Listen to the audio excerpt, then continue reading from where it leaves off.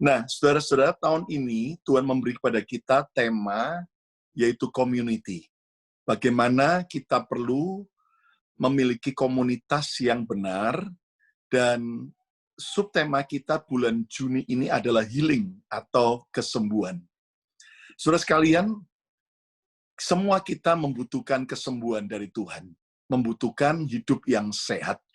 Nah, saya mau mengajak kita lihat dalam Yeremia 30 ayat 17, sebuah janji Tuhan ketika bangsa Israel dalam keadaan tertawan, dalam keadaan tercela, tetapi ada janji Tuhan yang luar biasa. Yeremia 30 ayat 17, kita akan baca pada bagian awal saja, kita akan baca bersama-sama di rumah setiap kita dengan suara yang mantap. 2, 3. Sebab aku akan mendatangkan kesembuhan bagimu, aku akan mengobati luka-lukamu, demikianlah firman Tuhan. Sampai situ saja, kita ulangi lagi, kita baca dari awal. 2, 3. Sebab aku akan mendatangkan kesembuhan bagimu, dan aku akan mengobati luka-lukamu, demikianlah firman Tuhan. Nah, saudara sekalian, kenapa kita perlu belajar tentang healing, kesembuhan, dengan tema utama kita komunitas? Tahukah Anda bahwa ketika kita mengalami kesembuhan, maka kita akan bisa berfungsi dengan baik di tengah-tengah komunitas kita.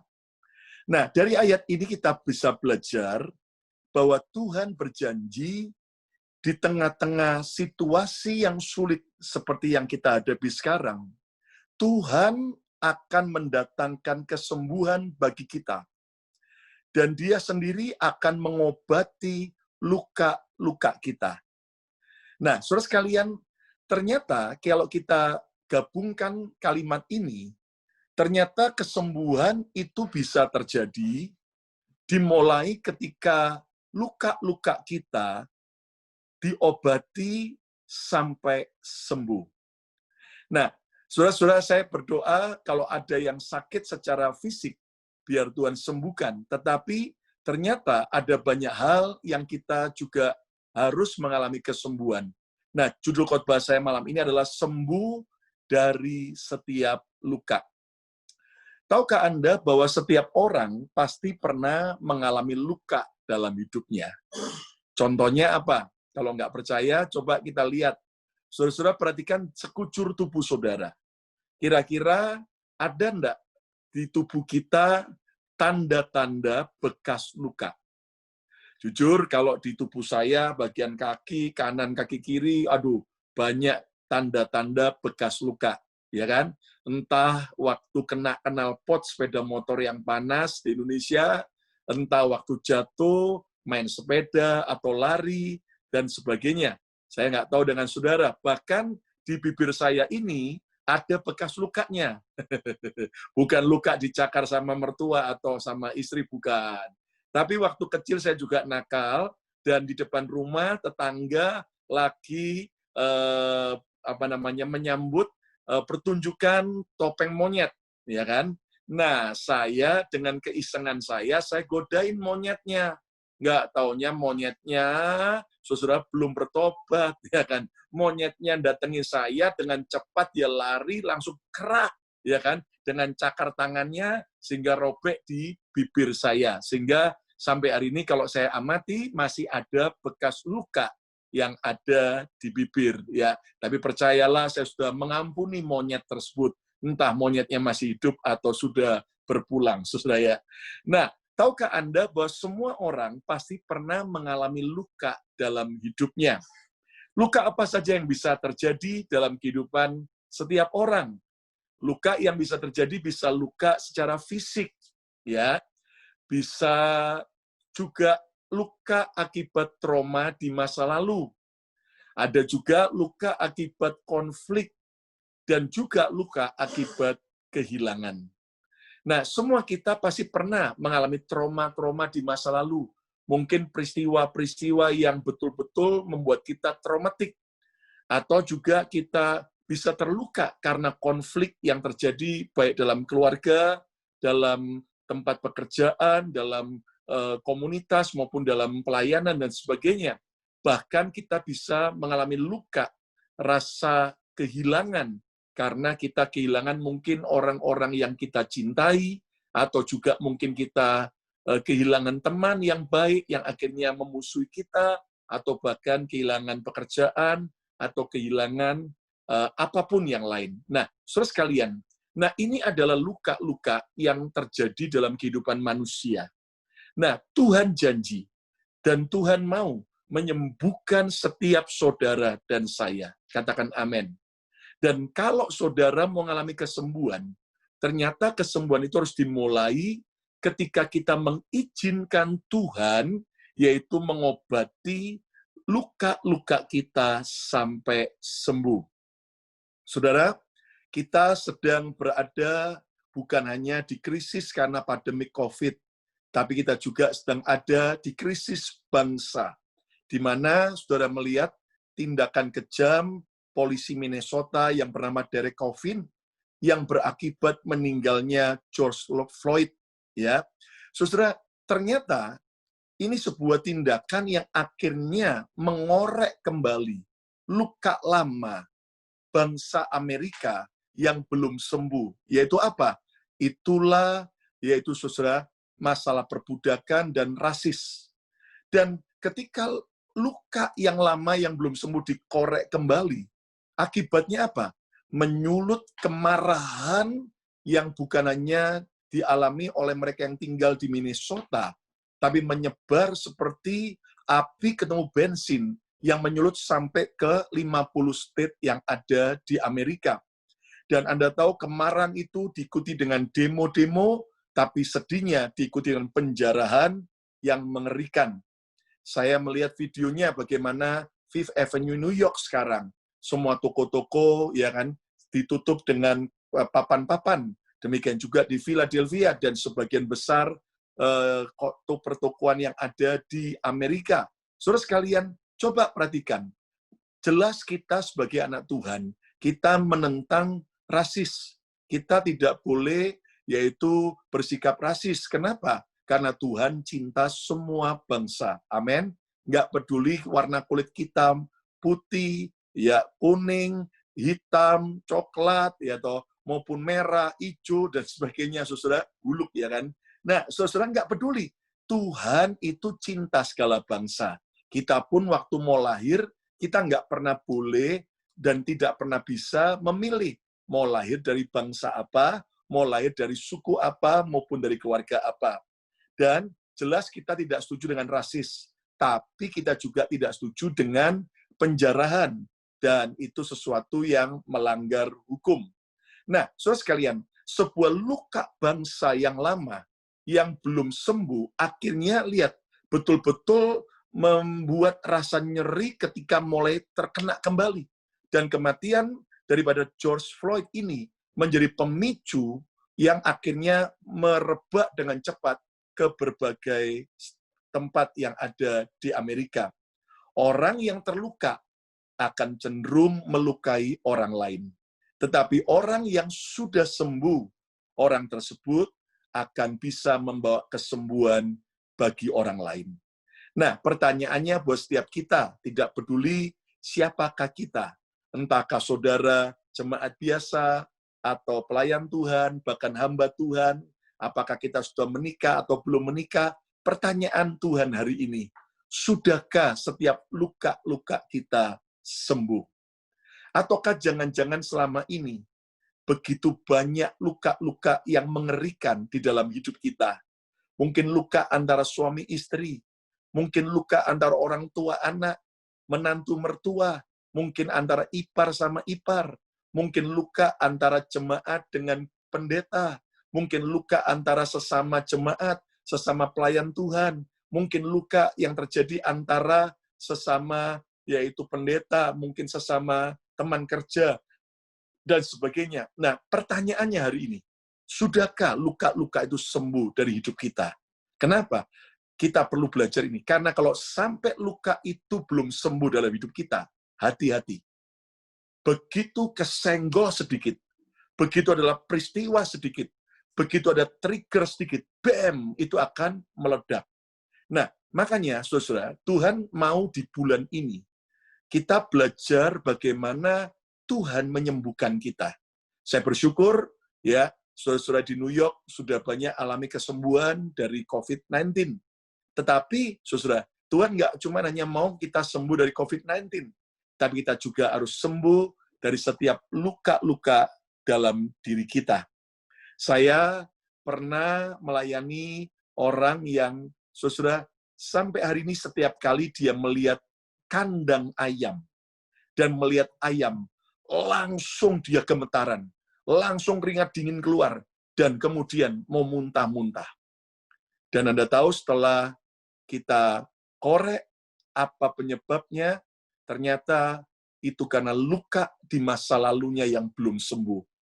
Kenapa? Karena orang tuanya begitu kejam, ketika mereka buat salah, sang anak buat salah, maka anak itu akan dimasukkan ke dalam kandang ayam, dihukum beberapa jam di sana, dan ayam-ayam itu akhirnya mematuk kulit-kulitnya, dia ketakutan, dan di situ trauma, luka yang belum disembuhkan. Ada orang lain lagi juga lukanya lain. Setiap kali lihat ada pria berkumis, dia langsung berkata, itu pria tidak baik. Ya kan? Kenapa? Mungkin karena pacarnya dulu berkumis, dan pacarnya ternyata tidak setia. Tapi Anda jangan samaratakan semua orang pria yang berkumis itu selalu jahat. Lihat Pastor Yongki yang begitu baik, apalagi saya yang sangat baik. Nah, saudara sekalian, kita harus sembuh dari setiap luka kita di masa lalu. Ada jemaat yang begitu tiba-tiba, saudara, sedikit saja perkataan seorang hamba Tuhan kasar sama dia, langsung itu akan menjadi trigger untuk dia marah, pahit, kecewa, dan segera berpikir mau pindah gereja. Segera mau pindah gereja. Kenapa? Karena rupanya luka masa lalunya di gereja yang lama belum sembuh. Nah, saudara sekalian, hari ini Tuhan mau menyembuhkan setiap kita. Saya percaya bahwa Tuhan mau di setiap hidup saudara, Dia mau mengobati setiap luka-luka kita. Yang mau dan percaya, katakan amin. Nah, saudara sekalian, sekarang bagaimana cara Tuhan menyembuhkan luka-luka kita? Saudara, saya teringat dengan satu perumpamaan Yesus yang merupakan perumpamaan yang kita akan bahas bersama. Itulah perumpamaan tentang, yaitu saudara, orang Samaria yang murah hati. Nah, izinkan hari ini kita melihat perumpamaan ini, belajar dari sebuah cara pandang yang berbeda, dari sudut pandang yang berbeda. Yuk kita akan lihat Lukas 10 ayat 30-37. Jawab Yesus, adalah seorang yang turun dari Yerusalem ke Yeriko. Ia jatuh ke tangan penyamun-penyamun yang bukan saja merampoknya habis-habisan, tetapi yang juga memukulnya. Penyamun itu, perampok itu memukul orang ini, dan sesudah itu pergi meninggalkannya setengah mati. Kalau Anda lihat dalam bahasa Inggrisnya, orang itu mulai dipukul sampai terluka, dan lukanya sangat parah, sampai setengah mati. Ayat yang ke-31.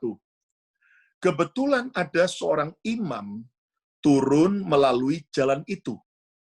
Ia melihat orang itu, melihat orang yang jadi korban perampokan, yang terluka, tetapi ia melewatinya dari seberang jalan, pura-pura tidak lihat, menghindar. Ayat 32. Demikian juga seorang Lewi datang ke tempat itu. Ketika ia melihat orang itu, ia melewatinya dari seberang jalan. Menyedihkan sekali, ya, imam dan orang Lewi adalah orang-orang yang melayani, tetapi tidak peduli dengan mereka, orang yang terluka ini. Ayat 33. Lalu datang seorang Samaria. Siapakah Samaria? Samaria adalah bangsa yang dianggap kelas 2 oleh orang Yahudi. Karena bangsa Samaria lahir dari hasil perkawinan campur antara orang Yahudi dengan bangsa lain. Jadi dianggap kelas 2 didiskriminasi, dianggap kelas yang tidak terpandang. Yesus sengaja memberikan perumpamaan ini. Lalu datanglah seorang Samaria yang sedang dalam perjalanan ke tempat itu. Dan ketika ia melihat orang itu, melihat orang yang terluka, yang sudah dirampok, tergeraklah hatinya oleh belas kasihan. 34, ia pergi kepadanya, lalu membalut luka-lukanya. Orang yang terluka itu, yang sudah kerampokan, dibalut luka-lukanya. Sesudah ia menyiraminya dengan minyak dan anggur, kemudian ia menaikkan orang itu ke atas keledai tunggangannya sendiri, lalu membawanya. Jadi itu orang dari bawah jalan, diangkat, digendong sampai ke atas keledai milik orang Samaria, lalu dibawa ke tempat penginapan dan merawatnya. 35, keesokan harinya ia, yaitu orang Samaria itu, menyerahkan 2 dinar kepada pemilik penginapan itu. Katanya, rawatlah dia, dan jika kau belanjakan lebih dari itu, aku akan menggantinya waktu aku kembali. Ayat 36. Siapakah di antara ketiga orang ini, menurut pendapatmu, adalah seorang sesama manusia dari orang yang jatuh ke tangan penyamun itu? Ayat 37. Kita baca sama-sama. 2, 3. Jawab orang itu, orang yang telah menunjukkan belas kasihan kepadanya, kata Yesus kepadanya, pergilah dan perbuatlah demikian. Nah, kalau kita pelajari, saudara sekalian, ternyata dari perumpamaan orang Samaria yang murah hati ini, kita bisa mendapatkan ternyata dalam hidup ini selalu akan ada 5 kelompok manusia. Kelompok yang pertama adalah saya sebut kelompok perampok. Siapakah kelompok perampok? Orang yang suka merampas, mengambil apa yang dimiliki oleh orang lain, dan suka melukai, memukul orang lain. Coba Anda lihat dalam hidup saudara, ada nggak di sekitar kita tipe perampok? Saya harap bukan kita lah orangnya, amin. Ya toh, ini orang yang suka merampas, merampas damai sejahtera, merampas kebahagiaan orang, orang yang suka melukai, memukul, walaupun bukan dengan tangan, tapi mukul dengan perkataan, sikapnya yang menyakitkan kita. Nah, saudara sekalian, jangan pernah heran, karena di sekitar kita pasti ada tipe-tipe orang yang, kelakuannya, perkataannya selalu menyakitkan. Ya, coba saudara, kalau film nggak ada tokoh antagonisnya, nggak ada penjahatnya, nggak ada peran tokoh yang jahat, jelas film itu nggak akan ada ceritanya. Nah, saudara, dalam hidup ini, saudara selalu akan ada tipe perampok ini, ya kan? Mungkin di sosial media, mungkin di rumah, mungkin di pekerjaan, pokoknya benar-benar deh, ya keterlaluan. Dan memang orang-orang demikian biasanya dia itu masih keponakan dekat daripada Lucifer, saudara ya. Ya, jadi saudara jangan kaget, ada orang tipe perampok, ya. Yang tipe perampok yang menyaksikan hari ini, coba katakan amin. Jangan, saudara ya, bertobat ya. Nah, yang kedua, ada dalam kehidupan ini orang yang turun ke Yeriko. Inilah korban, orang yang kehilangan, orang yang dilukai. Ya kan?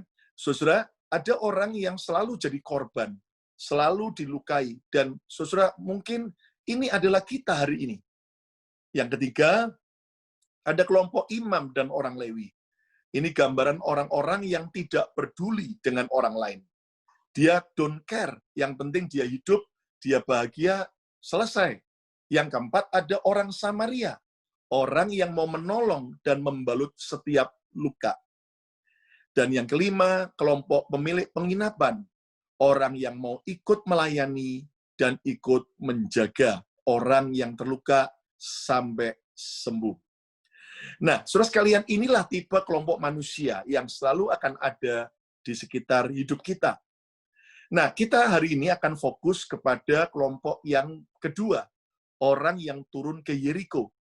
Karena jangan-jangan selama ini kita adalah orang yang selalu tercuri, terambil sukacita kita, terampas kebahagiaan kita, terampas semua yang namanya damai sejahtera kita, karena kita betul-betul bisa marah, kepahitan, terluka ketika ada orang-orang yang berbuat sesuatu yang menyakitkan hati kita.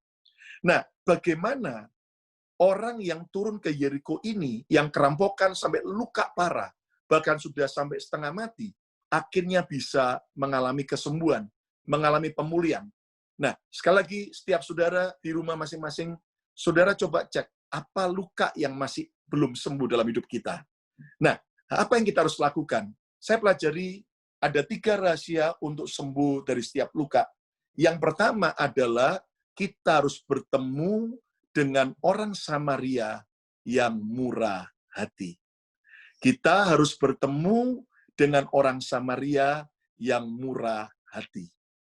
Coba renungkan, apa jadinya kalau orang yang kerampokan dan terluka itu sudah sekarat, seandainya dia tidak bertemu dengan orang Samaria yang murah hati ini. Seandainya dia hanya bertemu dengan imam dan orang Lewi yang tidak mau peduli, jelas orang Samaria ini akan mati karena luka-lukanya. Saudara sekalian, kita harus bertemu dengan orang Samaria yang murah hati. Tahukah Anda bahwa kalau kita baca teliti dari perumpamaan Yesus, orang Samaria yang murah hati ini adalah gambaran dari Tuhan Yesus sendiri. Lihat bagaimana, saudara, Yesus itu rela untuk menolong saudara. Dia datang dari surga. Dia datang untuk turun ke dunia. Lihat seperti orang Samaria ini, saudara, yang turun dari keledainya. Rela mengorbankan agenda pribadinya. Rela untuk turun dari keledainya. Tuhan Yesus di surga, dia rela turun ketika dia melihat kita sedang terluka. Dan yang menarik bahwa orang Samaria dianggap kelas 2, dihina, bahkan dimusuhi, tidak disukai. Yesus bahkan akhirnya dibunuh di kayu salib. Bahkan, saudara, kalau Anda perhatikan, pemilik penginapan, saudaraku, orang Samaria ini kemudian rela berkorban. Yesus bukan hanya sekedar berkorban, tapi dia mengorbankan nyawanya buat saudara di atas kayu salib. Bahkan orang Samaria ini memberikan uang 2 dinar kepada pemilik penginapan. Dengan berkata bahwa, tolong rawatlah orang ini, aku titipkan dia sampai dia sembuh. Kalau sampai perlu biaya, pakai 2 dinar ini. Nanti kalau sampai aku datang kembali, kalau sampai kurang, aku akan membayar sekurangnya. Saudara sekalian, kenapa disebut 2 dinar? Orang Samaria ini memberi uang 2 dinar. Saudara ingat pada zaman Alkitab, bahwa upah orang bekerja di sebuah ladang, upah bekerja 1 hari adalah 1 dinar. Dan kalau 2 dinar itu gambaran upah bekerja 2 hari. Dan kalau saudara baca dalam 2 Petrus 3 yang ke-8, ternyata 1 hari di hadapan Tuhan, itu sama artinya dengan 1000 tahun di hadapan manusia. Jadi kalau 2 hari, 2 dinar, itu gambaran 2000 tahun bagi manusia. Dan saudara, lihat bagaimana Tuhan Yesus berkata, aku beri 2 dinar, nanti kalau aku datang kembali. Saudara, kita tahu bahwa kedatangan Yesus yang pertama itu terjadi 2000 tahun yang lalu. Dan sekarang kita sudah berada di area di mana Yesus akan segera datang kembali. Siap atau tidak siap, percaya atau tidak percaya, dia akan datang segera. Saudara, dulu kita banyak belajar tentang eskatologi, tentang akhir zaman, tentang pengangkatan, tentang rapture, tentang tanda-tanda zaman, Kita sudah banyak belajar tentang tanda-tanda antikris, dan lihat, hari-hari ini semuanya sudah dan terus sedang digenapi. Semua sedang menuju kepada satu sistem pemerintahan, satu sistem ekonomi, dan satu sistem politik. Ya, dan sudah tahu bahwa inilah yang sedang terjadi. Jadi mau tidak mau, siap atau tidak siap, Yesus segera datang kembali. Nah, hari ini kalau saudara mau sembuh dari setiap luka, kita harus berjumpa dengan orang Samaria yang murah hati ini. Dan saya bersyukurnya bahwa bukan orang yang terluka itu yang mencari, tetapi justru orang Samaria yang mendatangi. Saya percaya malam hari ini, ketika engkau masih menahan dan merasa terluka yang menyakitkan dalam hidup saudara, orang Samaria yang murah hati ini, Yesus, malam ini juga mengunjungi saudara di rumah Anda, mengunjungi Anda di ruang tamu Anda, mendatangi Anda di kamar tidur Anda, mendatangi Anda dimanapun Anda sedang menyaksikan siaran ini. Saudara sekalian, izinkan Yesus menyembuhkan, izinkan Yesus menyembuhkan, mengobati setiap luka-luka kita. Dan orang Samaria ini juga adalah gambaran kita orang-orang percaya yang mau melayani dengan kasih. Saudara sekalian, mari kita mau menjadi tangan Yesus di bumi ini. Kita mau menjadi kaki Yesus. Kita mau menjadi mata, mulut, dan suara Tuhan yang membawa kasih di tengah-tengah orang-orang yang sedang terluka. Yang pertama, hari ini, setiap kita harus bertemu dengan orang Samaria yang murah hati. Ayo ucapkan bersama saya harus bertemu dengan Yesus. 2, 3, saya harus bertemu dengan Yesus. Saudara, Anda tidak perlu berusaha mati-matian untuk cari Yesus, karena Dia yang justru mendatangi kita. Agama mengajar cari Tuhan, datang ke surga. Tapi kekristenan justru mengajarkan kita, Dia turun ke dunia. Kita didatangi oleh Yesus. Dan kita akan dibawa oleh Yesus menuju ke surga. Yang kedua, rahasia sembuh dari setiap luka adalah bersedia ditolong. Saudara, orang Samaria ini tidak hanya sekedar mendatangi, tapi dia mau menolong. Tapi keputusan sembuh atau tidak itu adalah orang yang kerampokan itu sendiri. Apakah dia mau menerima pertolongan itu, apakah dia bersedia ditolong, ataukah dia menolak untuk ditolong. Saudara, saya pernah menyaksikan sebuah klip bagaimana orang yang sudah menjadi korban kecelakaan, tetapi ternyata dia menolak untuk ditolong, karena dia tidak suka dengan orang yang mau menolong itu. Nah, saudara sekalian, jelas bukan hanya dari Tuhan yang mau menolong kita, tapi dari sisi kita, mau enggak kita ditolong. Saudara sekalian, sedihnya ada banyak orang percaya hari-hari ini, sudah bertahun-tahun terluka dalam keluarganya, sudah bertahun-tahun terluka, trauma dengan semua masa lalunya, tetapi dia tidak pernah mau ditolong. Dia sibuk menutup hatinya. Dia pakai topeng, yang penting saya mau kelihatan sukses, saya mau kelihatan bahagia, keluarga saya oke-oke saja, padahal dalamnya luka-luka yang parah. Hari ini, maukah kita bersedia ditolong oleh Tuhan? Ditolong oleh para hamba Tuhan, ditolong oleh gereja, untuk kita bisa sembuh dari setiap luka. Caranya bagaimana?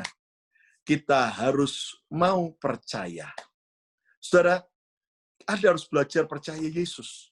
Anda juga harus belajar percaya kepada gembala saudara, percaya kepada teman-teman yang Tuhan kirimkan dalam BFA, dalam gereja, komunitas untuk menolong saudara. Ada banyak orang hari ini tidak tertolong, kenapa? Karena nggak percaya. Sudah pokoknya isinya curiga, sudah krisis kepercayaan. Apalagi dengan yang namanya pendeta. Oh, si A, si B, pendeta itu jatuh, itu korupsi, itu begini. Lalu kemudian, tanpa kita sadari, kita mulai kehilangan kepercayaan. Hari ini, maukah kita kembali percaya kepada Tuhan? Percaya di antara orang-orang yang jahat, masih ada orang-orang yang berhati mulia. Saya bersyukur, dan kita tidak boleh rasis, teman-teman kita dari yang Afro, ternyata nggak semua adalah penjara.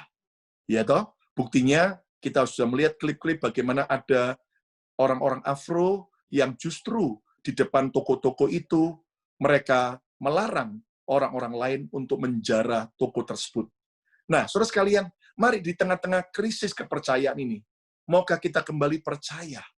Bahkan, cara untuk bersedia ditolong adalah mau terbuka. Nah, kalau kita nggak mau terbuka, kita jaim, kita menutup diri, kita menjauhkan diri dari komunitas, maka saudara nggak akan pernah bisa tertolong. Makanya ketika kita datang ke dokter, apalagi kalau pertama kali jadi pasien dokter tersebut, lihat, kita akan diminta untuk mengisi formulir beberapa lembar. Semua ditanya, baik tentang orang tua, tentang histori keluarga, bahkan masa lalu kita, pernahkah kita merokok, pernahkah kita kena jantung, ya kan? Pernahkah kita begini, bla bla bla bla bla bla. Kita bisa berprotes, bilang, ini ngapain sih? Kepo banget. Ya kan? Kok sok mau tahu banget? Gitu. Masa di semua itu urusannya apa dengan orang tuaku yang sakitkan saya? Nah, saudara sekalian, justru ketika kita mau terbuka dengan tim kedokteran, maka kita akan bisa ditolong. Betul nggak, saudara? Kalau kita ternyata tidak terbuka, kamu sakit apa?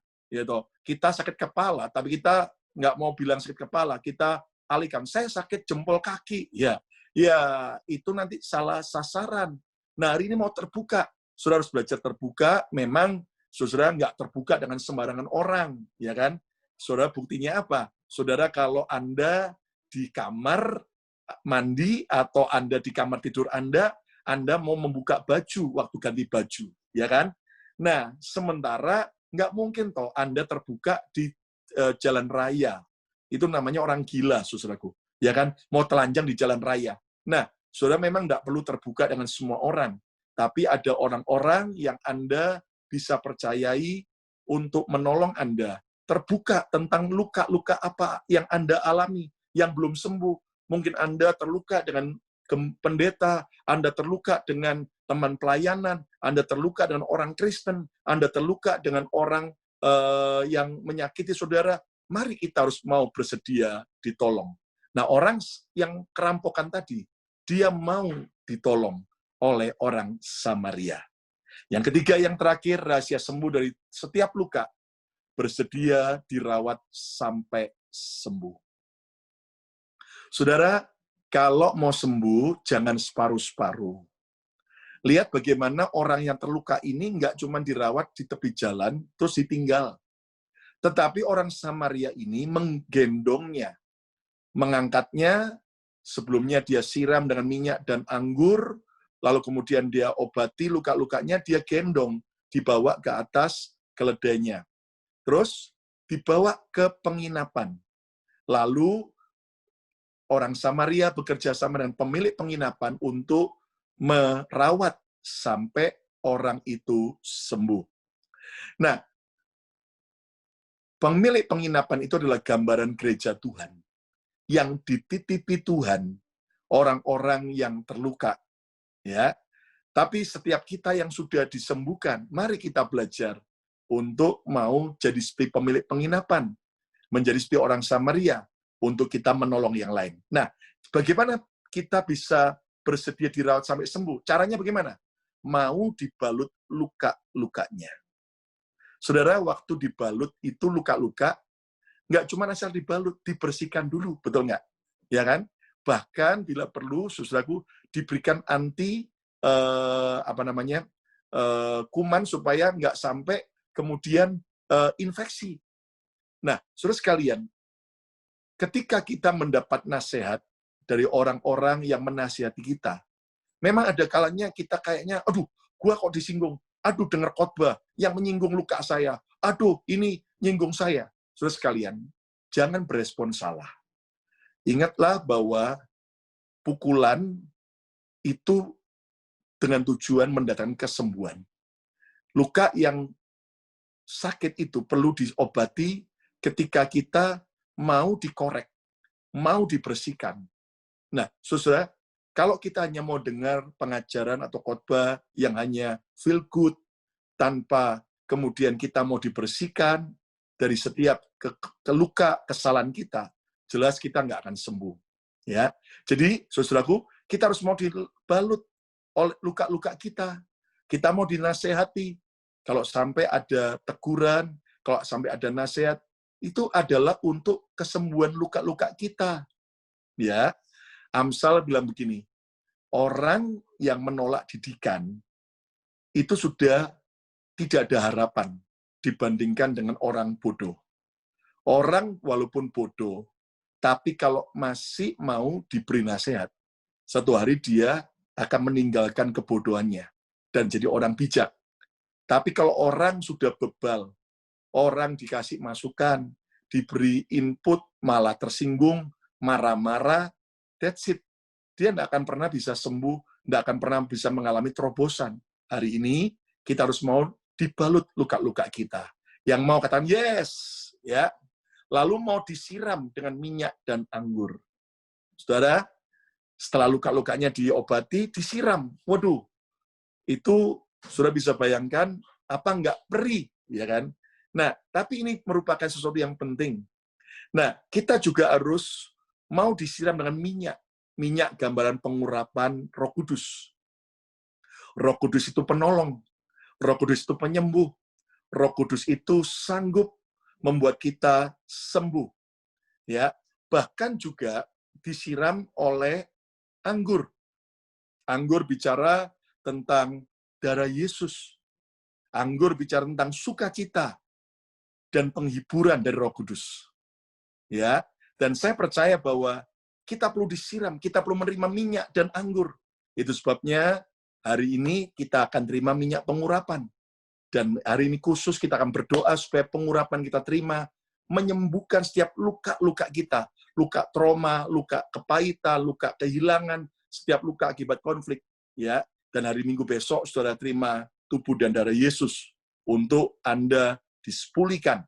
Lalu berikutnya, untuk mau dirawat sampai sembuh adalah mau diangkat.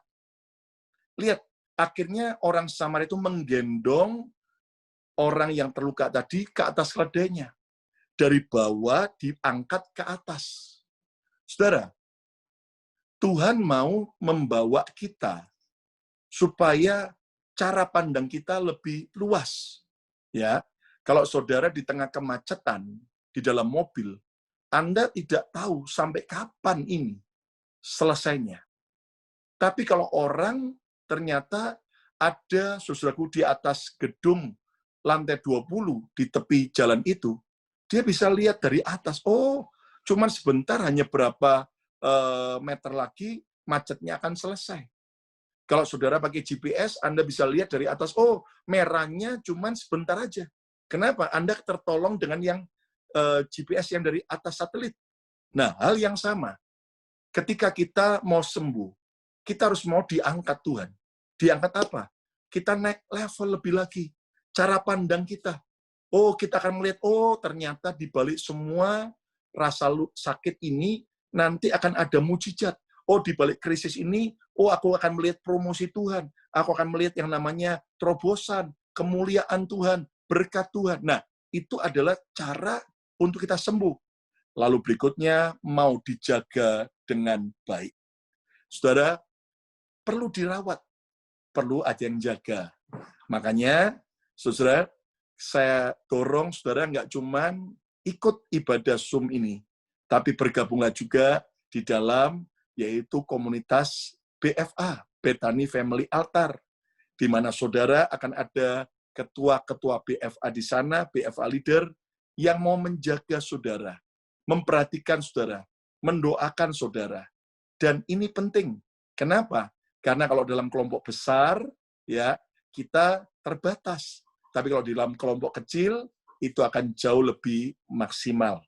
Nah, di era COVID-19 begini, akan betul-betul menolong sekali kalau saudara berada dalam komunitas komsel.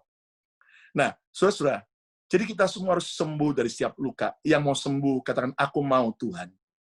Saudara, orang kalau belum sembuh dari lukanya, kena korek dikit aja, kena senggol dikit aja lukanya, pasti akan jadi trigger sebuah kemarahan. Lihat kematian daripada George Floyd ini membuat luka lama belum sembuh. Tapi pertanyaannya, apakah benar semua orang-orang Afro ini belum sembuh dari luka? Ternyata tidak. Ada yang belum sembuh, tapi juga ada yang sudah sembuh. Saudara, ada seorang Afrika Amerikan yang bernama Archie William. Dia jelas orang Afro dan saudara tahu bahwa ternyata Archie William ini dia dipenjara selama 37 tahun untuk menanggung hukuman terhadap apa yang dia tidak lakukan. Dan Anda tahu, pada waktu Archie William usia 22 tahun, pada waktu itu, saudara, dia dituduh telah memperkosa seorang wanita kulit putih. Dan ternyata ada 3 orang saksi, tanpa bukti-bukti, tapi 3 orang bersaksi bahwa mereka melihat Archie William itu ada di rumah wanita tersebut. Dan akhirnya Archie William dijebloskan ke dalam penjara yang paling berat, yang paling mengerikan di Amerika, itulah penjara Angola. Penjara Angola adalah penjara kelas berat di Amerika. Dan bayangkan Archie, dia tidak melakukan pemerkosaan itu, tapi dia dijebloskan karena ada 3 orang bersaksi tanpa bukti apa-apa. Apa yang terjadi? Archie yang terluka, Archie yang harusnya tidak perlu masuk penjara karena dia tidak melakukan, tapi dia masuk. Dan dalam keadaan begitu, di tengah-tengah rasa sakit lukanya, Archie akhirnya memutuskan bertemu dengan Tuhan Yesus. Bahkan bukan hanya bertemu dengan orang Samaria yang murah hati. Archie William akhirnya terlibat mau melayani dalam ibadah yang ada di dalam penjara. Dia suka memuji Tuhan. Dia suka menyembah Tuhan. Dia suka nyanyi. Karena dia berkata, supaya jiwaku tidak remuk. Supaya aku tidak terus di dalam rasa sakit. Aku melepaskan pengampunan. Seperti Yesus mengampuni aku. Aku juga suka memuji Tuhan. Aku memuji Tuhan. Dan Anda tahu, saudaraku, Archie tetap juga mencoba minta supaya filenya itu diperiksa kembali. Akhirnya, saudaraku, file daripada kasus Archie William setelah di zaman sekarang yang lebih canggih, diselidiki lagi, tes DNA, bahkan juga tes sidik jari. Ternyata DNA dan sidik jari yang dituduhkan ternyata bukan milik Archie William. Sehingga akhirnya di awal tahun 2020 ini, Archie William dibebaskan dari penjara. Setelah 37 tahun dia di penjara di Angola, tanpa dia melakukan kriminal. Dan saudara di usia 59 tahun, lihat bagaimana Archie dari wajahnya tidak ada kepahitan. Dia udah sembuh dari setiap luka-lukanya. Walaupun dia disakiti. Tetapi Archie William justru di tengah-tengah penjara sebelum dia dibebaskan, dia punya satu harapan. Dia punya satu mimpi. Satu kali, kalau aku bebas, aku ingin nyanyi di American Got Talent. Dan apa terjadi? Setelah Archie William bebas, dia akhirnya mendapat kesempatan nyanyi sebuah lagu, Don't Let the Sun Go Down on Me. Aku tidak mau membiarkan matahari lenyap dari hidupku. Sebuah kesaksian dari orang yang sudah sembuh dari setiap luka-lukanya. Coba lihat bagaimana orang yang sudah sembuh dari lukanya. 37 tahun, Archie William ada di penjara bukan melakukan kriminal, tetapi dia akhirnya bebas, dan Anda tahu, akibat Yesus, Sang Samaria yang murah hati, yang menjumpai Archie di dalam penjara, dan membuat dia disembuhkan, bahkan lihat bagaimana akhirnya dia dengan wajah penuh sukacita, dia bisa bebas, bahkan mewujudkan impiannya. Nah, saudara, hari ini, maukah saudara dan saya sembuh? Kesimpulan khotbah saya, izinkan Tuhan Yesus menyembuhkan setiap luka dari hidup kita. Kalau hari ini masih ada luka-luka, luka kegagalan kita, luka trauma masa lalu, luka kebencian kita, maukah saudara berjumpa dengan orang samar yang bermurah hati itu? Maukah Anda diobati? Rahasia sembuh dari setiap luka ada 3 poin. Yang pertama, kita harus mau bertemu dengan orang Samaria yang murah hati. Bertemu Yesus. Yang kedua, bersedia ditolong. Saudara mau belajar percaya dan belajar terbuka. Nggak usah lagi jaim, jujur di hadapan Tuhan. Hari ini, di kamar saudara, di ruang tamu saudara, kita harus bertemu Yesus secara pribadi. Dan yang ketiga, bersedia dirawat sampai sembuh. Maukah kita dirawat sampai sembuh? Digembalakan dengan baik, sehingga akhirnya setelah kita sembuh, kita bisa dipakai Tuhan untuk menyembuhkan yang lain. Di New York, di Amerika masih terlalu banyak orang-orang yang luka, yang belum sembuh. Maukah kita menjadi seperti orang Samaria yang murah hati?